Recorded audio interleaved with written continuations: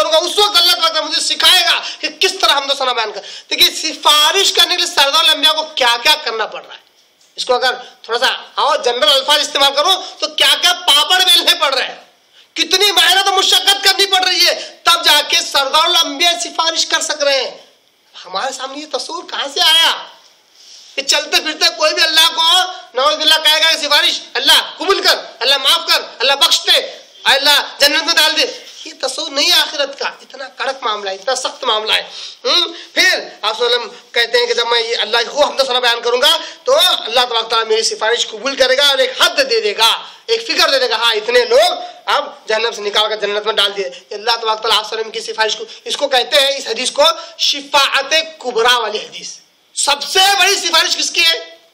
हालांकि दूसरे अंबिया सिफारिश करेंगे, फरिश्ते करेंगे, और नेक मोमिन लोग करेंगे, कुरान करेगा और नमाजें करेंगी, रोजा सब करेंगे, मगर सबसे बड़ी सिफारिश आपके मेरे आका हज़रत मोहम्मद मुस्तफ़ा सल्लल्लाहु अलैहि वसल्लम की सिफारिश शिफाअतुल कुबरा, सबसे बड़ी सिफारिश। ये हदीस का नाम भी क्या है? शिफाअत कुबरा वाली हदीस। तो आप सल्लल्लाहु की सिफारिश कबूल करके एक हद जहन्नम से निकाल कर जन्नत में दाखिल कर दिया जाएगा। फिर आप सल्लल्लाहु कहते हैं कि मैं तीसरी बार तीसरी बार अल्लाह तआला से परमिशन मांगूंगा, तीसरी बार मुझे परमिशन मिलेगी। फिर मैं जैसे परमिशन मिली, देखिए ना पहली बार परमिशन काफी नहीं थी क्या? आजकल हमको खाली कलेक्टर से पुलिस से एक बार परमिशन मिल गई तो एक ही परमिशन से 10 साल तक काम कराते है ना। एक ही जमीन का 7-12 मिल गया तो 7 लोगों को बेच डालते हो। एक ही जमीन का 7-12 मिल गया तो 7 लोगों को बेच डाल दे, डुप्लीकेट बना के। धोखेदारी तो ये है। मगर आप सल्लम का देखो ना, अल्लाह के सिफारिश कर रहे हैं तो हर बार परमिशन ले रहे हैं, हर बार सिजदे में जा रहे हैं, हर बार रो रहे हैं, गिर रहे हैं, अल्लाह के हम तो सना बयान कर रहे हैं। अल्लाह का जलाल ऐसा है, जिस तरह अल्लाह को पहचानना चाहिए था लोगों ने नहीं पहचाने। आप सब कहते तीसरी बार जब मुझे परमिशन मिलेगी फौरन फिर मैं सिजदे में गिरूंगा, फिर अल्लाह को पुकारूंगा, अल्लाह के हमदो सना बयान करूंगा, यहाँ तक अल्लाह कहेगा आए मोहम्मद। तो फौरन भी अल्लाह नहीं बोल रहा है, अरे काको जा रहे जान दो ना 10 बार सिजदे में, नहीं। अल्लाह गुस्सा इतना होगा कि अल्लाह ताला किसी को नहीं गिनता। अल्लाह को गुस्सा आता है तो किसी को नहीं गिनता। कुरान की वो आयत आपके आगे रखा मैंने, अल्लाह क्या कहता है, ऐ मोहम्मद सल्लल्लाहु अलैहि वसल्लम अगर आप भी कुरान में अपनी तरफ से कुछ अल्फाज डाले, तुम्हारा दाहिना हाथ पकड़कर पर शहर काट दे हम। ये क्या है? ये किसको गिन रहा है अल्लाह ताला? किसकी वैल्यू अल्लाह की निगाह में?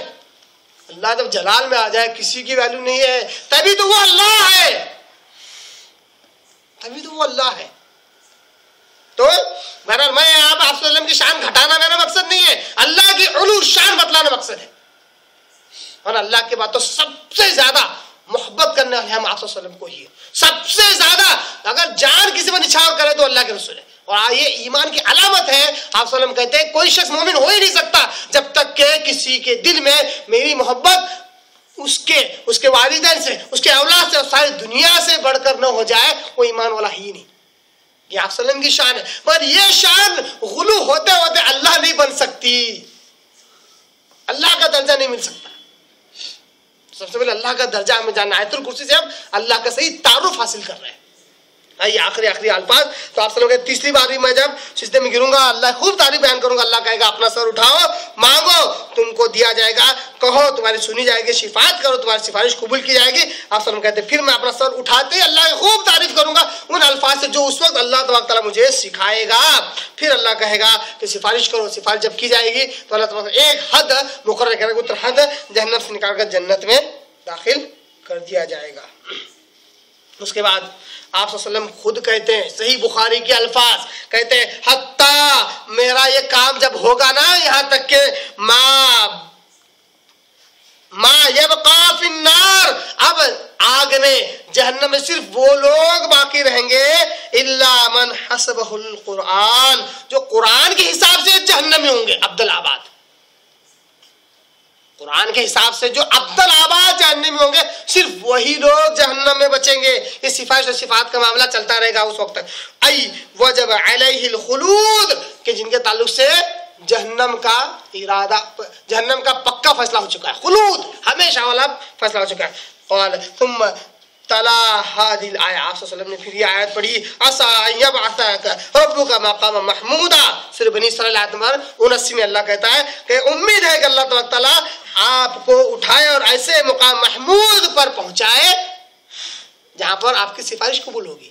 ऐसा यबअसक रब्बुका मकाम महमूदा, ऐ मोहम्मद सल्लल्लाहु अलैहि वसल्लम उम्मीद है अल्लाह तबारक तआला आपको ऐसे मुकाम पर ले जाए जो मुकाम महमूद है, तारीफ करने वाला, तारीफ किया गया, शिफात कबूल किए जाने वाला मुकाम। आप सल्लम ने आयत तिलावत की। फिर आप सल्लम कहते हैं वहादल मकामुल महमूद अल्लज़ी वुइद्त नबियुकुम सल्लल्लाहु अलैहि वसल्लम। आप सल्लम खुद अपनी ज़ुबान से खुशी खुशी कहते हैं कि ये मुकाम महमूद जिसका जिक्र अल्लाह सूरह इसरा में, सूरह बनी इस्राईल में किया, ये वही है जो तुम्हारे नबी को दिया गया, जिसका वादा तुम्हारे नबी से अल्लाह ने किया, ये वही मुकाम महमूद है जिस वो सिफारिश वाला है। ये सही बुखारी का हदीस से हमें आखिरत का सही ढंग, सही तस्वुर, सही कंसेप्ट हमें आया कि आखिरत इतनी आसान नहीं है, बड़ी पेचीदा है। अल्लाह तबारक तआला बहुत जलाल में होगा, बहुत गुस्से में होगा कि किसी की वक़ात और हैसियत अल्लाह की निगाह में न होगी। सिर्फ जब आप सल्लम को जब सिफारिश करना हो तो इतना ज़्यादा मेहनत करेंगे, रोएंगे, गिड़गिड़ाएंगे, खूब तारीफ करेंगे, तब जाके आप सल्लम की सिफारिश कबूल होने वाली है। जब सरदारुल अंबिया का जब ये हाल होगा तो बाकी सारे अंबिया, शोहदा, पीरान पीर, मुरीद, फकीर, बुजुर्गान दीन, शोहदा, फरिश्ते, सहाबा सब इनके बाद ही है। अल्लाह से दुआ करता हूँ अल्लाह हमें सही सिफारिश और शिफात का तस्वुर नसीब फरमाए, वो तस्वुर नसीब फरमाए जो मुवहिदाना है, जो तौहीद परस्ताना है। अल्लाह तबारक तआला हमें जब तक जिंदा रखे तौहीद पर रखे। अल्लाह हमें जो शिर्क और बदअकीदगी है तो उसको अपने फजल करम से, कुरान मजीद की बरकत से और आप वसल्लम की हदीस मुबारक की बरकत से अल्लाह हमारे दिलों के अंदर के शिर्क और कुदरत को दूर कर और हमें मुवहिद रख और मुवहिद और तौहीद परस्त ही मार। वाखिर दावाना अनिल हम्दुलिल्लाहि रब्बिल आलमीन।